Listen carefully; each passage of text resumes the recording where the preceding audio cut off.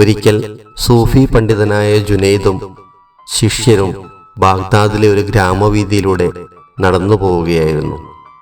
അപ്പോൾ ഒരു കർഷകൻ വഴിയിലൂടെ ഒരു പശുവിനെയും തെളിച്ചുകൊണ്ട് വരുന്നുണ്ടായിരുന്നു. സൂഫി ഗുരു കർഷകനോട് പറഞ്ഞു, ഒന്ന് നിൽക്കണേ, ഞാൻ എൻ്റെ ശിഷ്യർക്ക് ഒരു കാര്യം പഠിപ്പിച്ചു കൊടുക്കട്ടെ, തന്നെയും തൻ്റെ പശുവിനെയും കൊണ്ട്. എന്ത് കാര്യമാണ് പഠിപ്പിച്ചു കൊടുക്കുന്നതെന്ന ആകാംക്ഷയോടെ കർഷകൻ കാത്തുനിന്നു.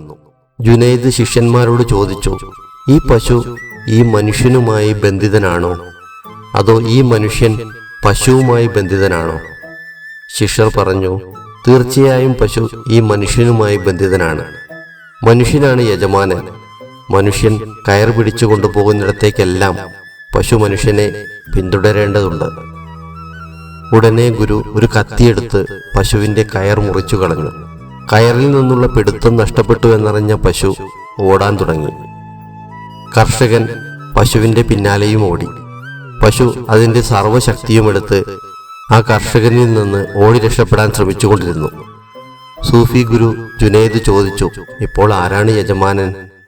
ശിഷ്യർ അത്ഭുതത്തോടെ എല്ലാം നോക്കി നിന്നു. ഗുരു തുടർന്നു, പശുവിന് ഈ കർഷകനിൽ ഒട്ടും താല്പര്യമില്ല. ഇതാണ് എല്ലാ കാര്യങ്ങളുടെയും അവസ്ഥ. നിങ്ങൾ നിങ്ങളുടേതെന്ന് പറഞ്ഞു കൊണ്ടു നടക്കുന്ന പല കാര്യങ്ങളും നിങ്ങളോട് താല്പര്യമില്ലാത്തതാണ്. നിങ്ങൾക്ക് താല്പര്യം നഷ്ടപ്പെടുന്ന നിമിഷം അതിൻ്റെ വ്യർത്ഥത നിങ്ങൾ മനസ്സിലാക്കുകയും കൂടി ചെയ്യുമ്പോൾ എല്ലാം അപ്രത്യക്ഷമാകാൻ തുടങ്ങും. പശുവിനെ പോലെ അവർ ഓടി രക്ഷപ്പെടും. ജീവിതത്തിൽ നമ്മുടേതാണെന്ന് കരുതുന്ന പല കാര്യങ്ങളും നമ്മുടെ നിയന്ത്രണത്തിലല്ല. അവ നമ്മെ ഉപേക്ഷിച്ചു പോകാം. നമ്മൾ പലപ്പോഴും നമ്മുടെ ജോലി, സ്വത്തുക്കൾ, ബന്ധങ്ങൾ തുടങ്ങിയ കാര്യങ്ങളിൽ പിടിച്ചു നിൽക്കാറുണ്ട്. എന്നാൽ ഈ കാര്യങ്ങളൊന്നും നമ്മുടെ സ്വന്തമല്ലെന്ന് ഓർക്കേണ്ടതാണ്.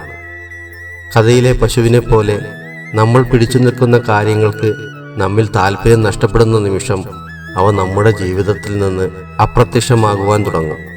ജുനൈദ് പശുവിൻ്റെ കയർ മുറിച്ചത് അതിന് സ്വാതന്ത്ര്യം നൽകാനായിരുന്നു. നമ്മൾ സ്നേഹിക്കുന്നവർക്കും നമ്മുടെ ജീവിതത്തിലുള്ള മറ്റുള്ളവർക്കും സ്വാതന്ത്ര്യം നൽകണം. അവരെ നിയന്ത്രിക്കുവാൻ ശ്രമിക്കരുത്. അങ്ങനെ ചെയ്യുമ്പോൾ അവർക്ക് നമ്മളോടുള്ള താല്പര്യം നഷ്ടപ്പെടും. നമ്മുടെ ബന്ധങ്ങൾ പരസ്പര ബഹുമാനത്തിലും സ്വാതന്ത്ര്യത്തിലും അധിഷ്ഠിതമായിരിക്കണം. നമ്മുടെ ജീവിതത്തിൽ ഭൗതിക വസ്തുക്കളോടുള്ള അമിതമായ മോഹം ദുഃഖത്തിന് കാരണമാകും. നാം എല്ലാം നഷ്ടപ്പെടുമെന്നോർത്ത് വേദനിക്കേണ്ടതില്ല. ഓരോ കാര്യത്തിനും ഒരു നിശ്ചിത സമയമേ ഉള്ളൂ എന്ന് തിരിച്ചറിഞ്ഞ് സന്തോഷത്തോടെ ജീവിക്കണം. നമ്മുടെ ജീവിതത്തിൽ സംഭവിക്കുന്ന എല്ലാ കാര്യങ്ങളും സ്വീകരിക്കുവാൻ പഠിക്കണം. നമുക്ക് നിയന്ത്രിക്കുവാൻ കഴിയാത്ത കാര്യങ്ങളെക്കുറിച്ച് സങ്കടപ്പെടേണ്ടതില്ല.